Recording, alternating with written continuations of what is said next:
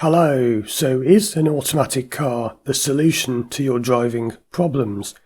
Now if you're watching this video, you might be somebody who's thinking of learning to drive in an automatic.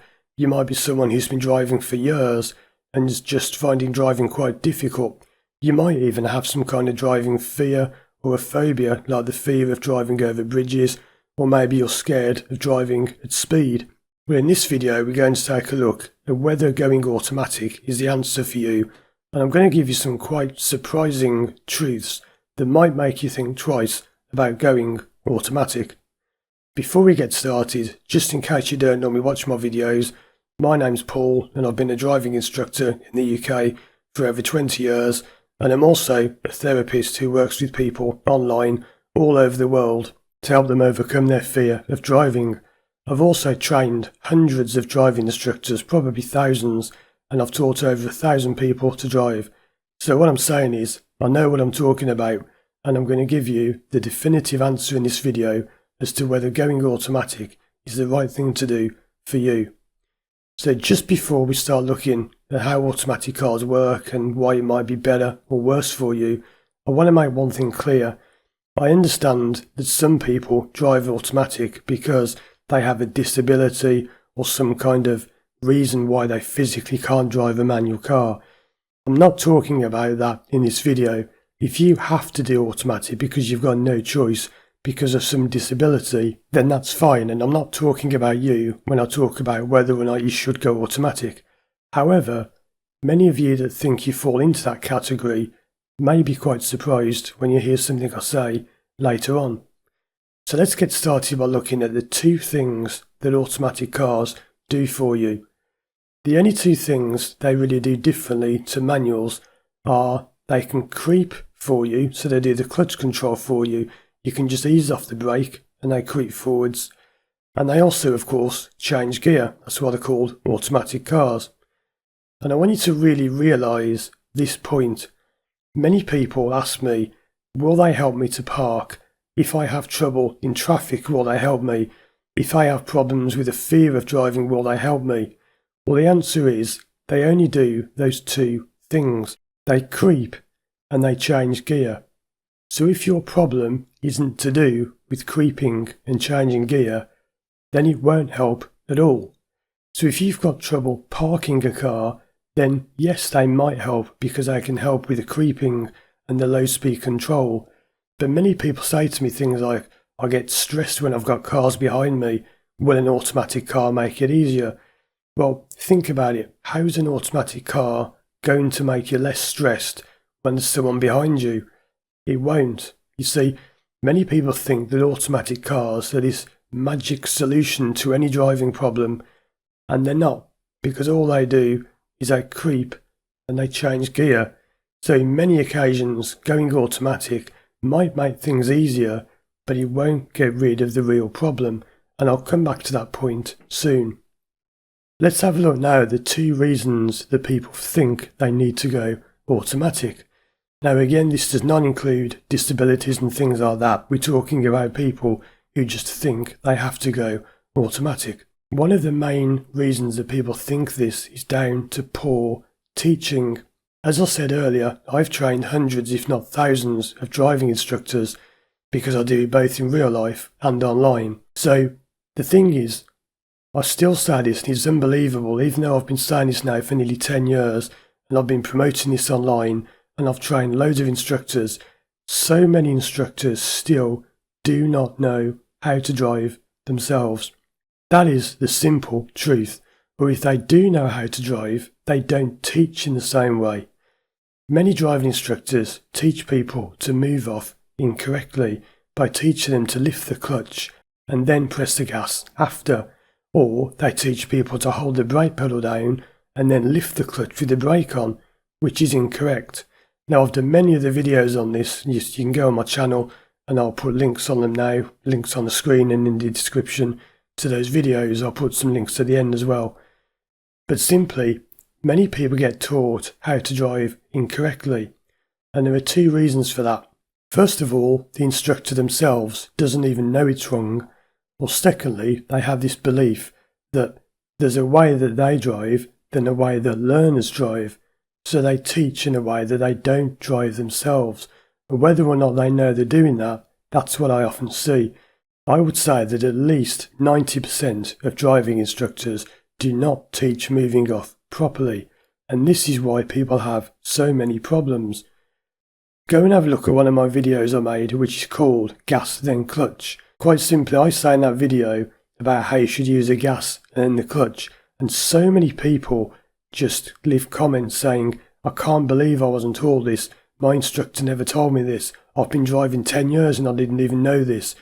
I'd been driving for 4 years myself before I found it out, and that's one of the main reasons people can't, or they think they can't drive a manual and they go auto, is because they've been taught incorrectly. Now, I've had dozens, probably hundreds of people come to me from other people, other schools and other instructors, and have said, I can't drive a manual, I've done this before and it never works. Within the first half an hour, they're doing it. And they say, I can't believe you've got me doing this, it's just unbelievable, I never thought I could do this. Because I teach properly, that's why they can do it. So that's one reason, is poor teaching. The second reason is that you've got a hidden problem in your life which is actually stopping you from driving. Now, I will stress the point again, I do work as a professional therapist and I work with people all over the world online, and I know that what I'm about to say may sound a bit strange to some people because you might think, well, that's crazy, that can't be true. Believe me, I had trouble understanding this myself. When I first came across this stuff, I would never have believed what I'm about to say years ago, but now I know it's true, and it's hard to accept, but it's true. Sometimes when you drive a car, you are stopped from doing it by your mind because it doesn't want you driving.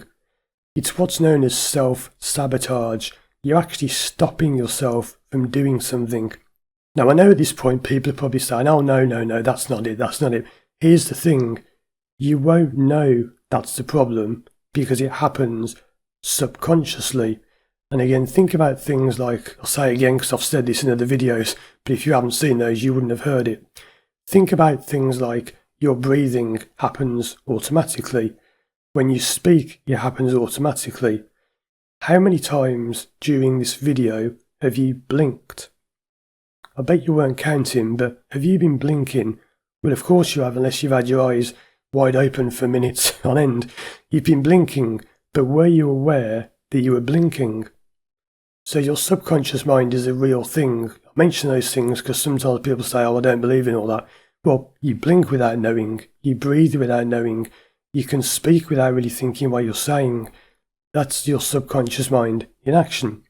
Now, sometimes your subconscious mind can actually stop you from doing things. Let me give you an example of this. I worked with a man in America once who had a problem where he just couldn't drive. He'd already been driving for many, many years, but suddenly he couldn't do it. And when we spoke to each other, and I won't go into how I do this, I've already done other videos on that, but when we spoke, it turned out that the whole reason he couldn't drive was because of a divorce. At one point in his life, he'd got divorced and his wife had said to him, you're useless, you can't do anything. And he'd gone out driving with that thought in his mind. And that thought of you're useless, you can't do anything, had attached itself to his driving. And he just couldn't drive. And when we worked through that, he got rid of it. And guess what? He could drive. He emailed me saying, I can't believe it. It's gone. It's just all gone. Because we'd removed that thought. And again, I've said this in other videos as well. It's like the way you can listen to a song and it takes you back to a certain time in your life. One of the best examples is smell. Have you ever smelt something and it instantly brings something up in your mind, a memory, and you think, oh wow, that reminds me of that, and it can take you back decades and it's like you're there now. That's what can happen. People who think they have to go automatic have often just got some kind of block in their mind, some kind of self-sabotage. And I completely understand if people don't believe this because, like I said, I found this hard to believe at first. But when you've experienced it yourself, and when you've seen other people going through this, and they can't drive 1 minute, then they can the next, it's incredible. So I would say that many people who think they need to go automatic just have a hidden problem that they don't know about. And this is quite interesting how, like I often say with my driving fear videos, the problem isn't the problem. So when someone's got a fear of driving over bridges, they don't actually have a fear of driving over bridges. It's something else that's happened, like in the example I just gave.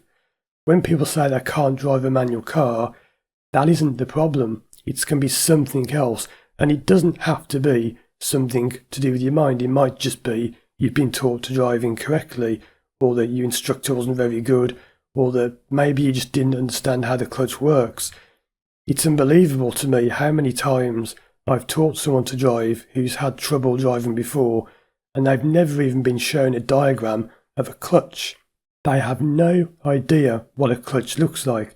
And I think, who are these crazy people out there who are calling themselves driving instructors, and they're teaching people to move off using just the clutch, then the gas, and they're not even showing diagrams of how the clutch works?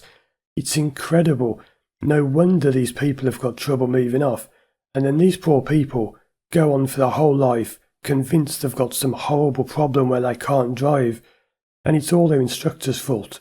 And it's unbelievable how many times this happens. So I'm going to finish this video by saying, if you think you can't drive a manual car, you probably can. And I've met many people, dozens if not hundreds of people, who thought they couldn't drive an automatic car. But it often comes down to those two things. It's either poor teaching or a hidden problem. If you want help with those things, check out these other videos on the screen now, and visit my website to contact me and arrange some help, doesn't matter where you are in the world. Thanks for watching, and as always, I'll see you again soon for more videos.